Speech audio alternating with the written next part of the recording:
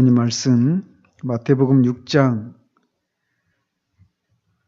21절에서 24절까지 한 번 더 보도록 하겠습니다.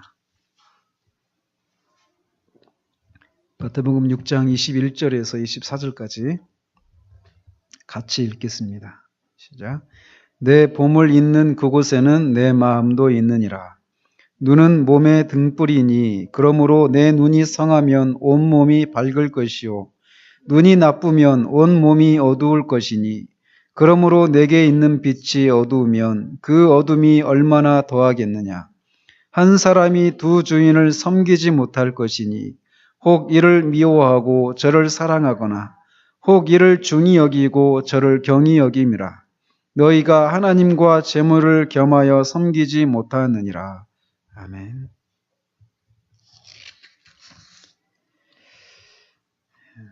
우리는 지난주에 이 말씀을 가지고 한번 말씀을 살폈습니다. 그래서 왜 사람들이 하늘이 아니라 땅에 보물을 쌓는 그런 삶을 사는지에 대해서 살폈습니다.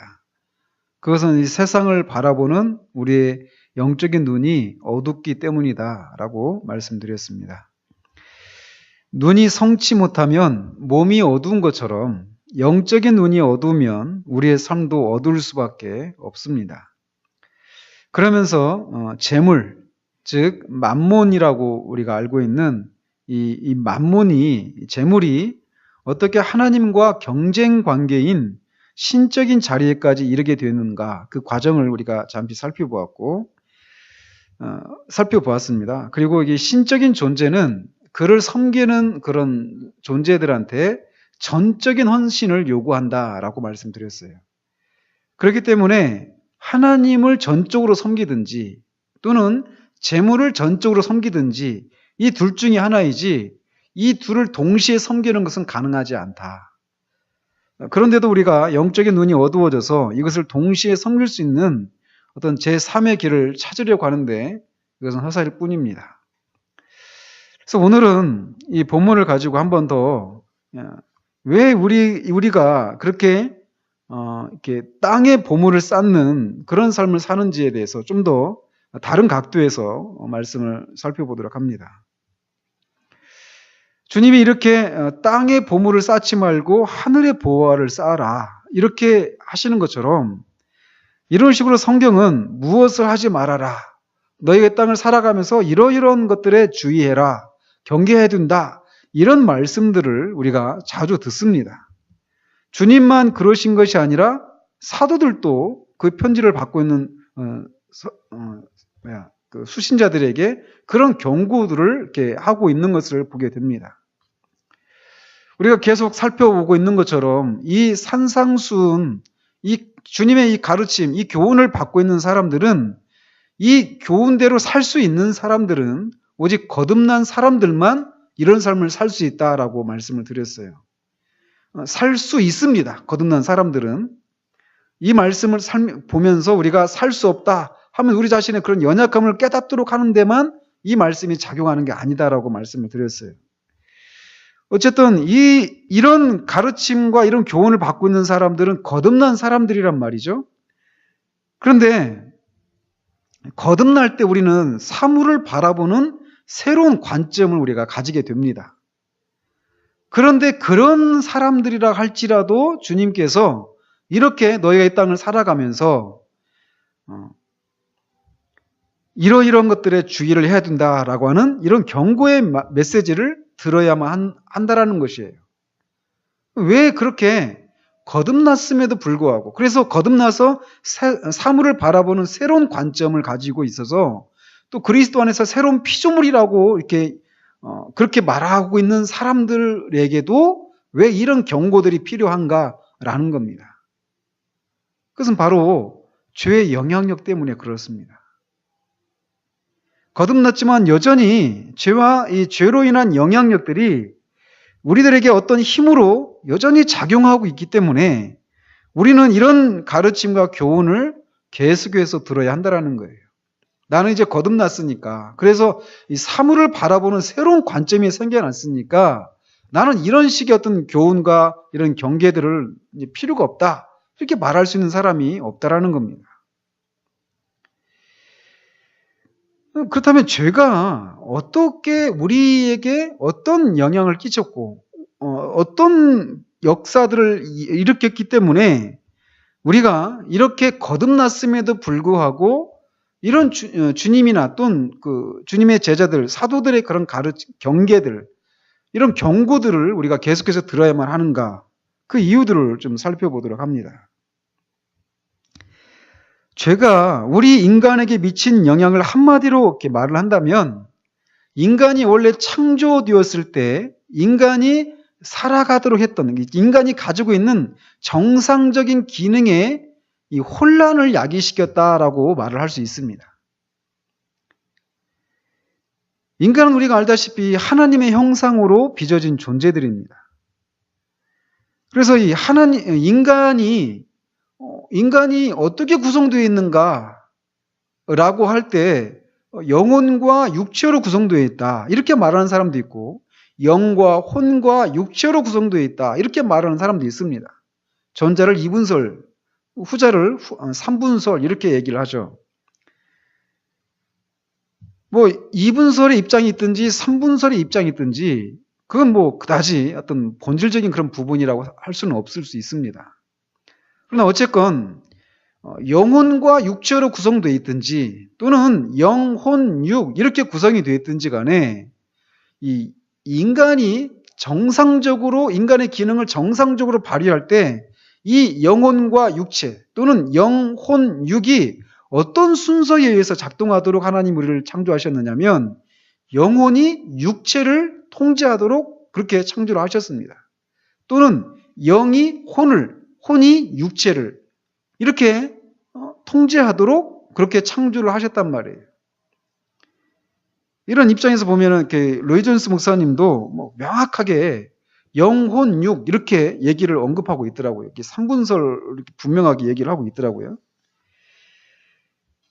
근데 뭐 그렇다고 해서 육은 악하고 영은 선하다, 이런 어떤 헬라 사상을 지금 말씀드리려고 하는 것이 아니라 순서가 그렇다라는 겁니다.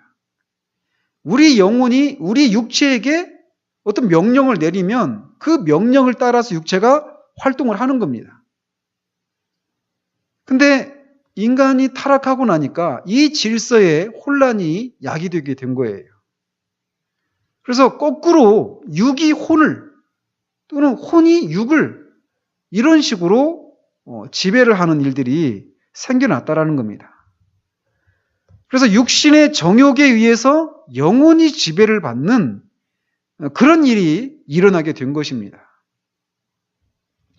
자, 이거를 또 이렇게 다른 입장에서 보면 인간이 인격체이잖아요. 그죠? 인간은 인격체입니다. 인격이다, 인간이 인격이다라고 말할 때 이 인격은 크게 세 가지로 구분이 되어 있습니다. 지성과 감정과 의지 이렇게 구성이 되어 있습니다. 근데 그 지성을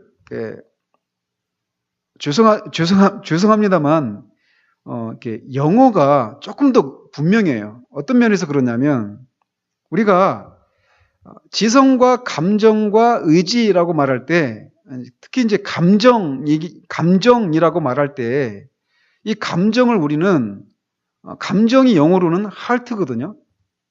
근데 이 heart가 우리 말로는 감정으로 해석하기보다 마음 이렇게 해석을 하죠. 번역을 하죠. 그죠? 그래서 이렇게 지성과 감정과 의지로 구성이 되어 있다 이렇게 말할 때 영어로는 마인드, 지성을 마인드라고 합니다. 그리고 감정을 heart라고 그래요. 근데 우리는 이거를 마음이라고 번역을 한단 말이죠. 근데 이 heart가 이 감정이라고 말하는 게 더 정확합니다. 그리고 의지는 우리가 알고 있는 것처럼 뭐 위를 이렇게 되어 있죠. 그래서 이렇게 그러면 이 세 가지가 어떤 식으로 작동을 하느냐? 원래 창조되었을 때 말이죠. 지성이 감정을 통제합니다. 그리고 이 지성과 감정에 의해서 결정된 것을 의지가 그걸 실천하는 거예요. 그러니까 지성이 감정을, 감정이 의지를 이렇게 지배하게 되어 있었단 말이죠. 그래서 사람들은 이 사물을 보고 판단할 수 있는 그런 이해력, 즉 지성을 가지고 있었어요. 가지고 있고 또 그 지성이 이해한 것에 대해서 감정 혹은 감성 또는 느낌이라고 하는 것이 따라오도록 되어 있었단 말이죠. 그리고 우리가 이해한 것들, 그리고 우리가 좋아하는 것들을 실천에 옮기는 능력인 의지가 따라오도록 원래 그렇게 되어 있었단 말이에요, 인간이. 근데 이 타락으로 인해서 이 질서가 깨어진 겁니다. 그래서 감정이 혹은 마음이 지성을 지배하는 거예요.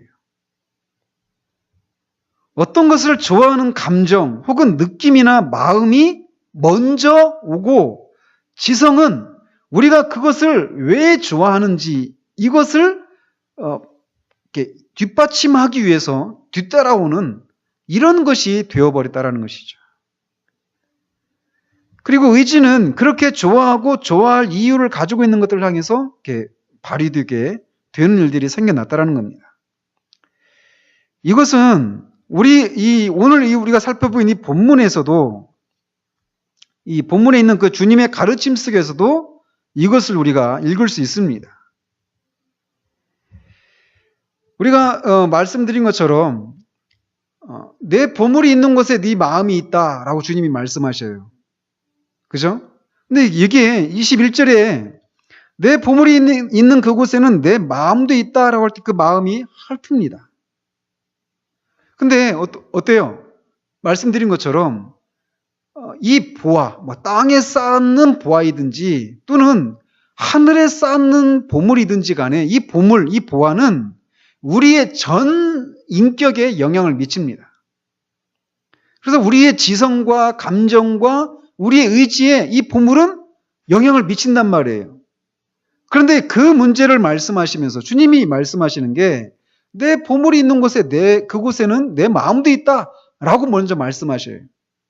즉 이게 죄로 인해서 그 질서가 깨어지면서 우리의 마음이 가는 곳에 우리의 이 마음이 먼저 언급이 되어진다라는 겁니다.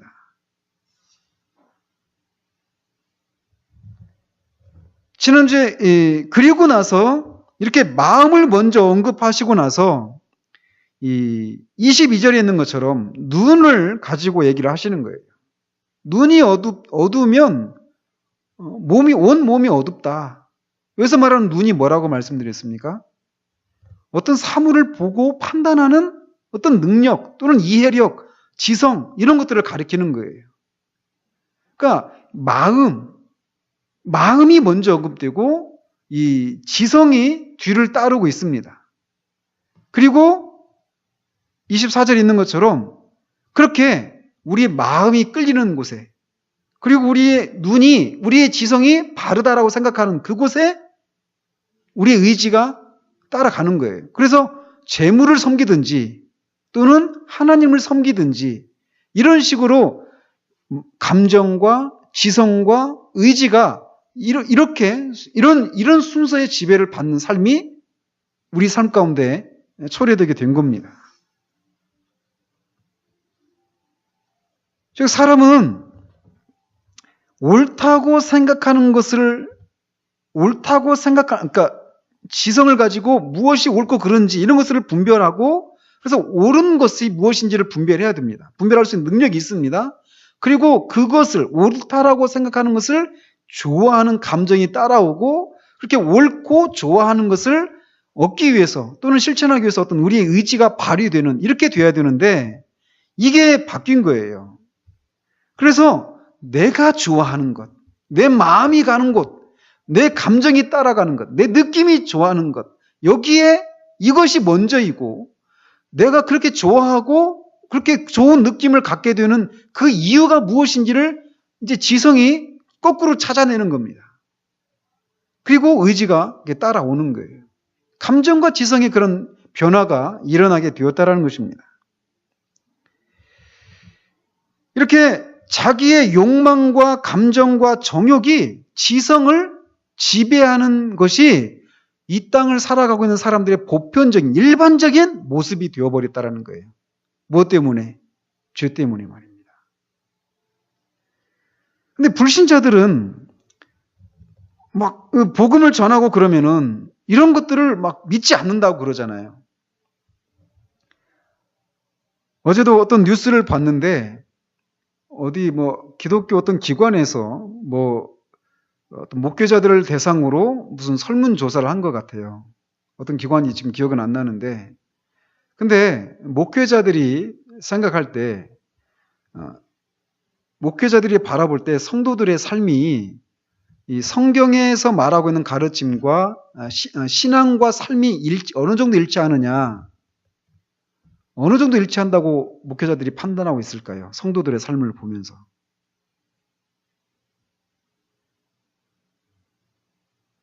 굉장히 높은 수치로 일치하지 않는다고 보고 있습니다. 목회자들은 또 자신들을 어떻게 생각할까요? 성도들의 신앙과 삶이 일치하지 않는다고 보는 것보다 더 높게 자신의 삶과 가르침이 신앙이 일치하지 않는다라고 그렇게 자가 진단을 이렇게 내리고 있는 그런 결과치가 어떤 여론조사를 통해서 이렇게 나온 것이 이렇게 뉴스에 나왔습니다. 인터넷에 그런 뉴스가 뜨면 얼마나 이 안티 기독교 세력들이 얼마나 좋아하는지 아십니까? 저는 그거 보는 게 막 가슴이 마음이 너무 아파요. 막 수백 개, 수천 개 글이 막 달립니다.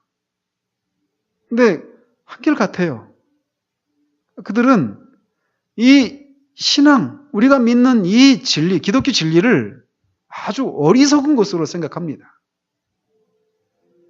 그들이 바라볼 때, 우리를 바라볼 때 그들은 굉장히 지성적이고 합리적인 것에 반해서 우리는 아주 반지성적이고 비합리적인 그런 사람으로 그들이 우리를 생각합니다. 그래서 자신들은 우리들보다도 훨씬 지성적인 사람들이기 때문에 기독교의 진리를 믿지 않는다고 주장을 합니다. 그러면서 우리 기독교인들을 맹목적인 사람들이고 합리적이지 않은 그런 사람들이라고 생각한다는 거예요. 그러나 사실 성경은 그들의 그 상태에 대해서 그렇게 그들이 생각하는 것처럼 그들의 상태를 그렇게 판단하지 않아요. 사도 요한은 요한복음 3장 16, 19절에서 그 정죄는 이것이니 곧 빛이 세상에 왔을 때 사람들이 자기 행위가 악함으로 빛보다 어둠을 더 사랑한 것이니라 라고 얘기를 합니다. 이것을 통해서 사도 요한은 사람들이 왜 빛이 아니라 어둠을 또는 어둠에 속한 일들을 더 좋아하는지를 이렇게 말해주고 있습니다. 왜냐? 사람들의 행동은 이 어둠이나 또는 어둠에 속한 일들을 더 좋아하는 이유는 빛보다 어둠을 더 좋아하기 때문에 그렇습니다. 어둠을 더 좋아하는 그들의 성향이 빛이 아니라 어둠을 더 사랑하는 삶을 살게 하고 있다는 거예요. 그것이 바로 심판이다라고 사도 요한이 말을 합니다. 즉, 그들이 왜 기독교 진리를 믿지 않는가? 특별히 그리스도가 하나님의 아들이시고 그가 세상 죄를 지고 가신 세상을 죄로부터 구원하실 유일한 구세주이시다라고 하는 이 진리를 그들이 믿지 않는가? 그들이 너무 그거는 다 황당무계하고 합리적이지 않은 이런 주장이기 때문에 믿지 않는다. 자기들같이 그렇게 지성적인 사람들은 그것을 믿을 수가 없다라고 얘기를 하는 거예요. 그러나 사실 그렇게 믿고 싶지 않은 자신들의 마음을, 그들의 감정을, 그들의 생각이 옳다라고 하는 것을 입증하기 위해서 어떤 논리를 그들이 끌어내는 것이라는 겁니다. 성경의 판단은. 즉, 그들이 어떤 행동을 하는 것은 그들이 주장하는 것처럼 지성을 따라서 지성적인 판단을 해보니까 그건 옳지 않기 때문에 이렇게 한다라고 말하지만 그렇지 않다라는 거예요. 사실은 믿고 싶지 않은 마음, 어둠을 더 좋아하는 마음, 그것이 바른 생각을 못하게 한다라는 겁니다. 즉 그들의 감정과 욕망의 지배를 받고 있다라고 성경이 판단하고 있다라는 거예요. 그리고 그래서 그들의 지성을 따르면 분명 옳은 일이 아님에도 불구하고 자신의 감정과 욕망을 따라 살아가는 그런 자신의 선택이 옳다라는 것을 입증하려고 애를 쓰고 있다라는 겁니다. 이렇게 죄로 인해서 이 질서가 깨져버린 거예요. 지성에 의해서 감정의 지배를 받아야 되는데 감정이 지성을 지배하는 일들이 일어나게 되었다라는 겁니다. 그렇기 때문에 우리가 좋은 대로 살아가려고 하는 일들이 일어나게 된다라는 거죠. 또 이렇게 사람들이 지성이 아니라 이 감정의 지배를 받게 되면 어떤 삶을 살아가게 되냐면 맹목적인 삶을 살아가게 됩니다. 맹목이 뭡니까? 말 그대로 눈이 먼 거예요. 이 땅에 보물을 쌓는 것은 어리석은 일입니다. 우리가 진지하게 앉아서 우리를 둘러싸고 있는 이 세상에 속한 것들이 어떤 특징을 가지고 있는가를 진지하게 생각해 본다면 우리는 주님이 말씀하신 것처럼 좀과 녹이 슬고 도둑이 들어와서 그것들을 훔쳐간다라고 하는 것, 이런 주님의 판단이 옳다라는 것을 인정할 수밖에 없을 것입니다.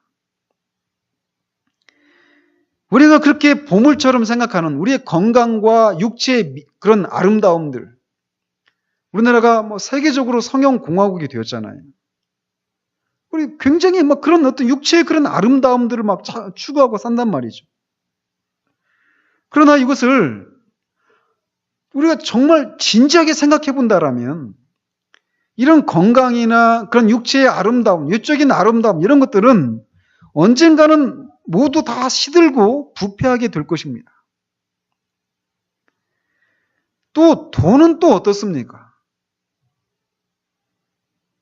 돈은 이 세상에서 없으면 불편하지만 그것이 우리의 삶을 우리의 삶이 돈이 없으므로 우리의 삶이 완전히 황폐한 그런 삶을 살아가게 만들거나 이러지도 않습니다. 그리고 돈이 아무리 많아도 죽음 너머로 한 푼도 가져갈 수가 없습니다. 그러니까 우리가 그렇게 막 보아라고 생각하는, 그래서 우리의 전 인격을 쏟아붓게 만드는 이것들에 대해서 우리가 진지하게 생각해 본다라면 주님이 말씀하신 것처럼 그건 다 좀과 녹이 쓰는 것에 불과하고 도둑이 와서 다 훔쳐가 버려서 우리가 투자했던 그 모든 것들이 다 무용지물로 만들어 버린다라고 말할 수밖에 없다라는 거예요. 한국 사람들이 평생을 가지기를 원하는 것이 있죠. 뭡니까? 바로 안 떠올라요? 여러분들은 그것을 안 찾고 있나 봐요. 집이잖아요, 집. 내가 얼마나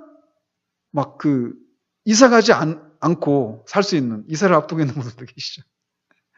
우리가 그런 일들이 이렇게 있을 때마다 내 집 한 칸 있었으면 참 좋겠다.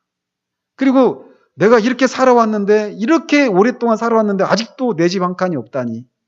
이렇게 하면서 우리가 우울해지기도 하고 그런단 말이에요. 또 우리가 보물처럼 생각하는 우리들의 자녀는 또 어떻습니까? 이런 것들을 우리가 진지하게 생각해 보면 이것들은 다 주님의 말씀처럼 좀과 녹이 슬고 도둑이 와서 빼앗아 간다라고 말하는 그런 특징을 가지고 있다라고 우리가 정직하게 얘기할 수밖에 없다라는 거예요. 그런데도 그것을 추구하는 삶을 살아가는 이유가 뭐냐? 죄가 우리를 맹목적인 사람으로 만들어버렸기 때문에 그렇다는 거예요. 우리의 눈을 어둡게 만드니까. 그래서 우리의 지성이 어두워져서 이런 것들의 실상을 바르게 보지 못하도록 하고, 그래서 그런 것들을 좇는 그런 맹목적인 삶을 살게 만든다라는 겁니다. 또 어떻습니까? 우리가 영혼과 시간, 이거를 비교할 때 어느 것이 더 가치가 있는 삶이라고 우리가 정직하게 판단할 수밖에 없습니까? 시간에 속한 것들은 유한해요. 언젠가 다 끝나는 것이란 말이죠. 그리고 영혼이 존재하는 것들은 시간 속에 속한 것들과 비교할 수가 없어요. 그렇잖아요. 그래서 짐 엘리엇이라고 하는 선교사가 말한 것처럼 영원한 것을 얻기 위해서 영원하지 않은 것을 버리는 자는 결코 바보가 아니다. 이렇게 말했던 것처럼 영원과 영원하지 않은 시간 속에 속한 것들, 이런 것들은 비교할 수가 없단 말입니다. 그렇지만 우리의 지성을 가지고 바르게 판단하면 당연히 이 영원히 앉아있는 저울이 확 내려가게 돼 있단 말이에요. 시간에 속한 것들은 위로 올라가게 돼 있고요. 그런데도 지성이 어두워지다 보니까 비교 가치가 없는, 영혼과 비교할 수 없는 시간에 속한 것들을 막 쫓는 그런 맹목적인 삶을 살아간다는 것이죠. 그 모든 것을 존재하게 하시는 스스로 계신 하나님과 그 하나님으로 말미암아 빚어지게 된 피조물, 비교할 수 있겠습니까? 이거 비교할 가치조차 없는 것이죠. 하나님으로 말미암아 있는 것들인데요, 이거 피조물들은. 그런데 지성이 어두워지니까 우리는 하나님이 아니라 모든 만물을 존재하게 하는 근원이신 하나님이 아니라 그로 인해서 말미암아 있게 되는 피조물들을 좇는 삶을 살아가게 된다는 거예요. 이게 죄로 인해서 지성이 어두워지면서 감정이 지성을 지배해버리게 된 삶의 모습들이란 말입니다. 근데 문제는 불신자들이 자신들은 지성의 지배를 받고 있다고 생각한다라는 거예요. 그러나 성경은 고린도후서 4장 3절 4절에서 이렇게 말을 합니다. 만일 우리의 복음이 가리었으면 망하는 자들에게 가리어진 것이라. 그 중에 이 세상의 신이 믿지 아니하는 자들의 마음을 혼미하게 하여 그리스도의 영광의 복음의 광채가 비치지 못하게 함이니 그리스도는 하나님의 형상이니라.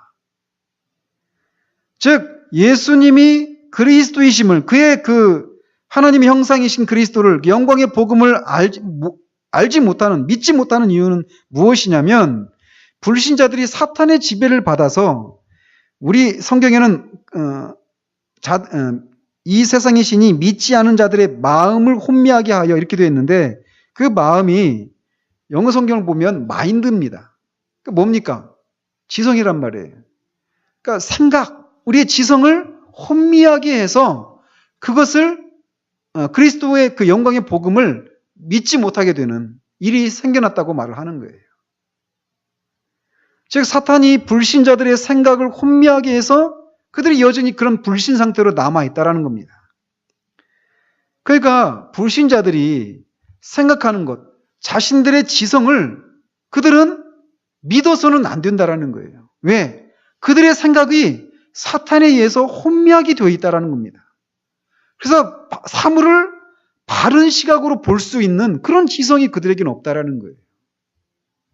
그가 세상에서 박사학위를 몇 개 가지고 있고 IQ가 100수십 개, 그래서 멘사 회원이라 할지라도 그가 성령에 의해서 그의 지성이 새롭게 변화되는 일이 일어나지 않는 한 그는 마땅히 보아야 될 것들을, 마땅히 깨달아야 될 것들을 보고 깨달을 수 있는 그런 지성이 없다라는 겁니다. 그렇기 때문에 불신자들은 이 자기의 지성을 믿어서는 안 돼요. 자기는 너무나 과학적이고 너무 지성적이고 함정적인 사람이니까 이 복음을 믿지 못한다 생각하는데 그게 아니라는 겁니다. 그들의 지성은 거듭나야만 합니다. 근데 사탄이 지금도 불신자들 가운데서 그런 일들을 하고 있는 거예요. 그래서 그들이 옳고 그름을 바르게 분별하지 못하게 되었다라는 것이죠. 이렇게 죄는 사람들의 지성을 어둡게 해서 바른 분별을 하지 못하도록 할 뿐만 아니라 인간이 피조물을 섬기는 대로 그 삶을 이끌어 갑니다. 그래서 태양과 달과 별, 그리고 모든 짐승들, 우리의 가족, 먹을 것과 입을 것, 그 어떤 성적인 것들, 이 모든 것들은 하나님께서 우리가 이 땅을 지나가면서 그것들을 즐기고 살도록 은혜 가운데 우리에게 주신 선물들이에요. 근데 죄가 우리의 지성을 어둡게 하니까 그것들이 우리의 삶을 섬기는 어떤 수단이어야만 하는데 인간이 그것들을 섬기는 대로 가게 되고 말았다는 겁니다.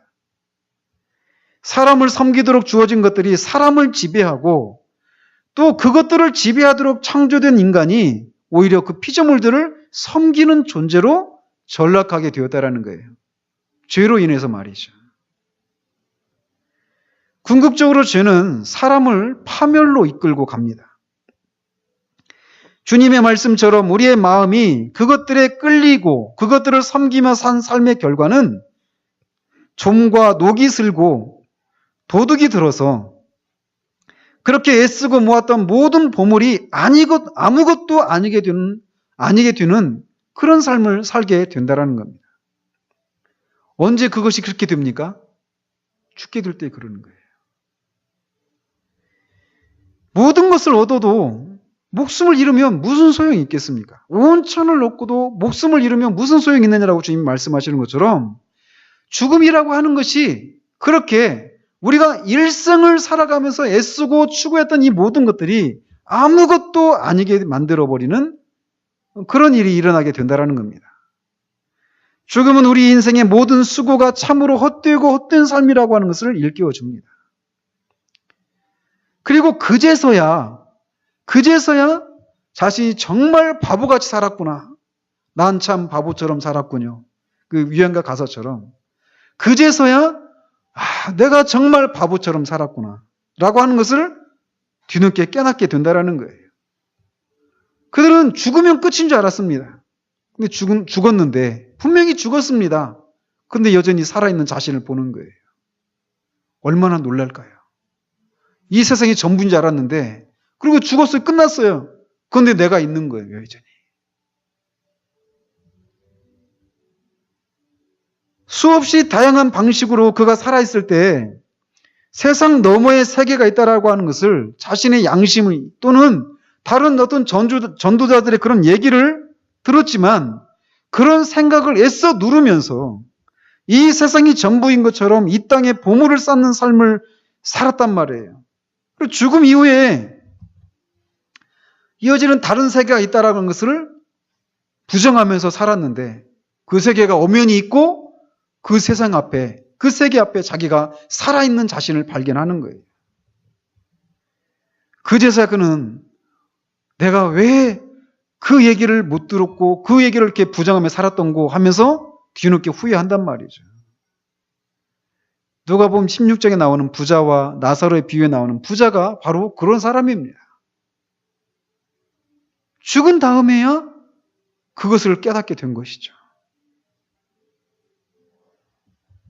더 비참한 것은 그렇게 산 삶의 결과 하나님께서 자신을 향해서 진노하고 계신다라고 하는 것을 깨닫는 거예요.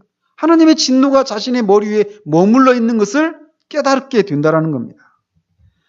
그리고 그것으로부터 벗어날 수 있는 길은 더 이상 그에게 제공되지 않는다라는 거예요.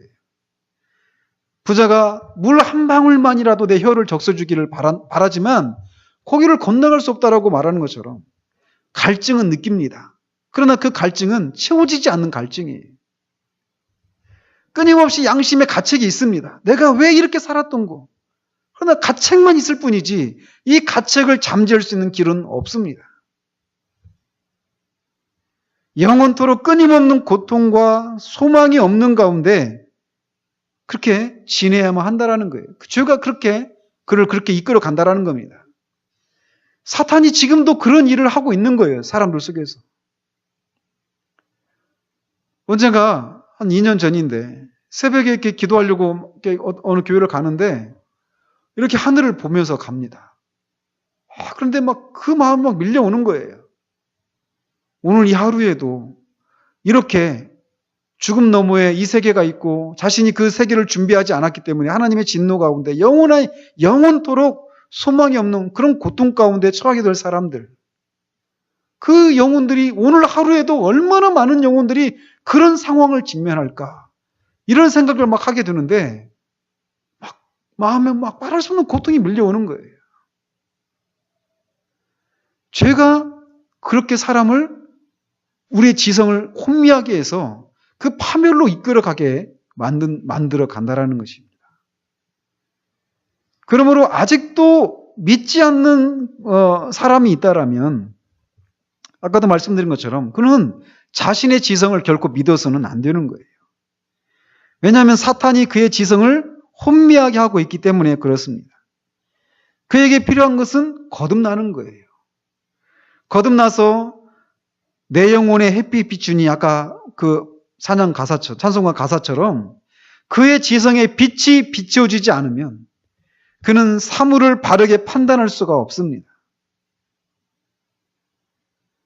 그리고 지금까지 땅의 보물을 쌓으면서 하나님이 아니라 재물을 섬기는 삶을 살아왔다는 것을 회개하고 성한 눈을 주셔서 우리 주 예수 그리스도의 복음을 이해할 수 있도록 해달라고 간구해야 한다는 거예요.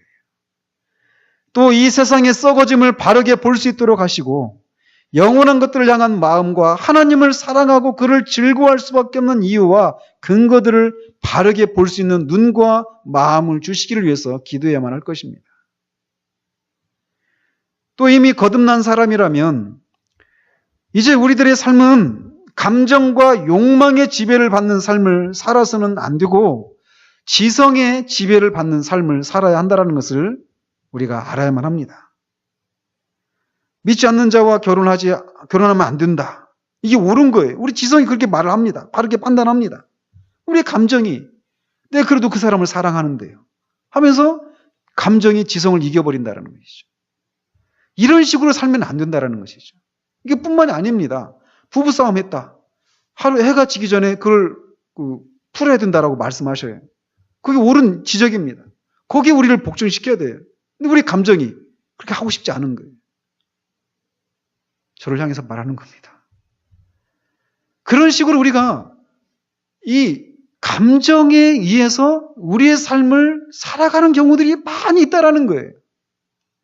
그러나 그것은 죄의 결과로 일어난 것이라는 것을 우리가 기억해야 되는 거예요. 우리는 지성의 지배를 받아야 됩니다.